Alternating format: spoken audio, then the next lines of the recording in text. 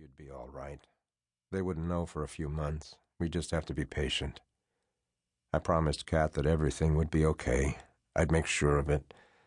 But she shook her head. "I'm sick," she said. They made her talk to a shrink. I waited out in the hall, and I could hear her crying. I didn't know what to do. I went down to the waiting room and bought a candy bar and sat there. There were some old books on the table, old paperbacks. One had a girl on the cover who looked like your mother. The book was My Antonia, and I vaguely remembered reading it in high school. Later I gave it to her, and she snapped it out of my hands and told me to leave her alone. We had this thing between us. She didn't think she was smart enough for me, which of course wasn't true. She was the smartest person I ever knew, the kind of smart you don't get in school. I'd gone to a fancy prep school where my father was a teacher. I'd grown up in a crummy faculty house with people coming and going, writers mostly, nasty, drunken poets who always ended up sleeping on the couch. It was one of those poets who turned me on to dope, among other things.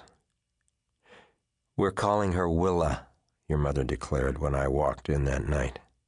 She was sitting up in bed, her eyes shining, holding the book in her shaking hand.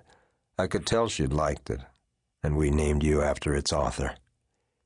We brought you home, and the very next day they sent someone over from Child Services, and it was that same woman who suggested we give you up.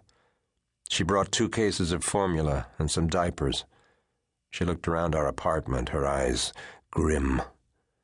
Kat served the woman tea in one of her mother's old china teacups. It had little rosebuds on it, and your mother had saved it for a long time, keeping it carefully wrapped in newspaper so it wouldn't get broken, but the woman wouldn't even touch it. She kept on us, trying to persuade us to let you go, to give you a better life, but we put her off. I tried to find work. I could get work here and there. For a little while, things were good between us, and Kat was all right, and I sometimes forgot that her blood was tainted.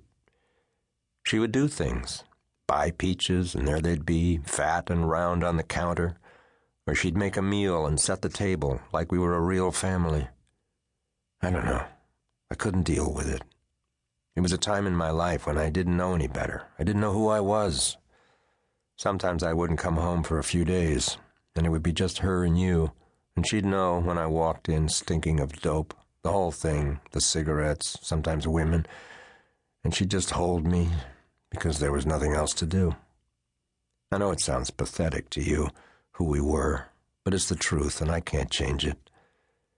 There's a vivid transition when you come in from being high, and the walls have this mustard tint like old tapestry, and your body feels drained, beat up from the inside, and everything feels like déjà vu, like you've made this big circle, and instead of moving on, you're right back where you started. I don't know.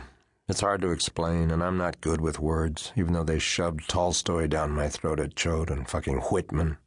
I have a box of quotes someplace. I'd even memorized some of it. Fucking useless information. Anyway, later on, weeks, maybe months, she started feeling sick, and it was like crashing into a wall of bricks. And for a long while, you see the pieces of your life floating all around you, the burning embers of your totally fucked up world, and it comes to you that you haven't made much of your time, and you haven't done all that much, and it's almost over. It's like you can hear them cackling about you up in heaven, the big mistake you've turned into. By then I had found a job working construction. I'd been up on rooftops looking down on the clay-colored buildings, the dark alleys where you see things you shouldn't, people pissing in the gutter or puking or sharing secrets. You can see the steep hills and the trolleys with their little bells. I've been up on buildings in the pouring rain. Sometimes it comes down so hard you get the feeling it is God himself drumming on your back. When you work on buildings, you see things. I've looked into the rooms of strangers. I've touched their things, unfolded their letters. I've run my hands across their glistening tabletops, their ivory piano keys. I have changed the hands on their clocks just enough to alter the passing hours of their days. I've lain down on unmade beds, breathing in the dank sweat of a stranger's dreams, and I've used their toilets, read their magazines, and sipped